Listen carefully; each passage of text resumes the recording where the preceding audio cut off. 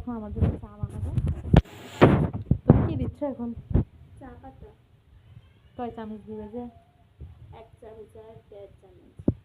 1 চামচ আর 1.5 চামচ না 1 চামচ আর আধা চামচ বলে? আচ্ছা দাও। ও আমাকে 2-3 বার চা খাওয়াইছে, নিজের হাতে বানায়। তো ভাবলাম আমি আপনাদের সাথে একটা শেয়ার করি। আমি বাবু চিটিংগা, আমরা বাঙালি, আমরা হচ্ছে চট্টগ্রামের, মাঝে মধ্যে চিটিংগা বাসাও চলি যায় কিছু মনে হচ্ছে। সাম্বার এগার কই একটু এ ভাষাও খাতা হয়ে আমার রঙে। এখন কি করবা?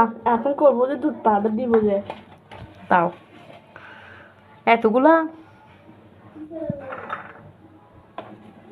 গাইস এটা আমার মার জন্য, এটা আমার জন্য। তোমরা বলবে যে আমিও চা খাই না। আমার মেয়ে বানাচ্ছে, অনেকদিন ধরে বলতেছে মা আমি এক কাপ চা বানায় খাওয়াই।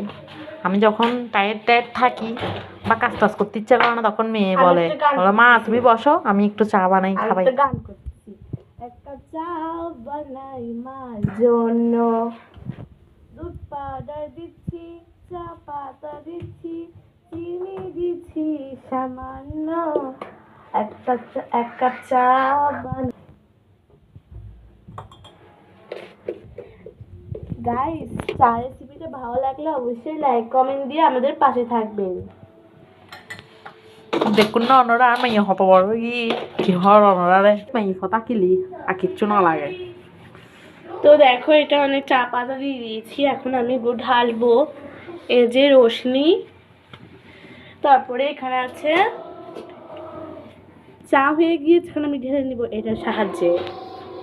মিশিয়ে দিচ্ছি আমি, তারপরে দুটো দিচ্ছি। যতটা গরম দিচ্ছি আমার অনেক ভয় লাগে গরম জিনিসপত্রগুলো, তারপরেও মানে সাবধানে ধরিও।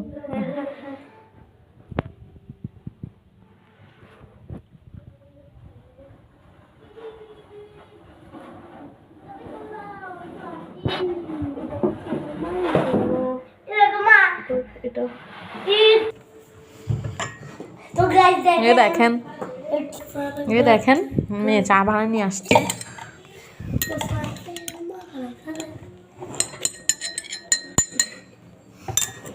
চায়ের কালার সুন্দর আসছে না? এবার খেয়ে বলি কেমন হয়েছে। আমার এখন বলতেছি আপনাদেরকে আমার মেয়ের চা গুলো খেয়ে কেমন হয়েছে। কেমন